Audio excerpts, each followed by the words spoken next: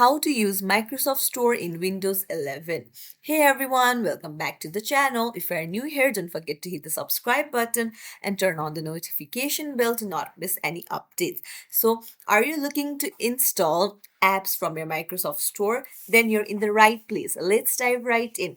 First things first, on your search bar on the taskbar, you'll have to search for Microsoft Store. It's already available in your Windows and you just have to open it.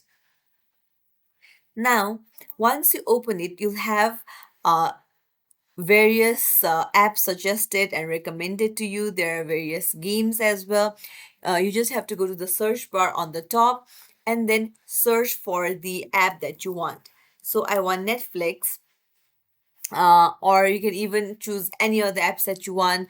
I'm going to choose Prime Videos for now.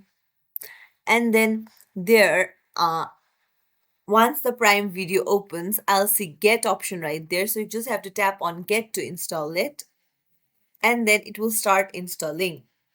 And just make sure that you're logged in into your Microsoft account.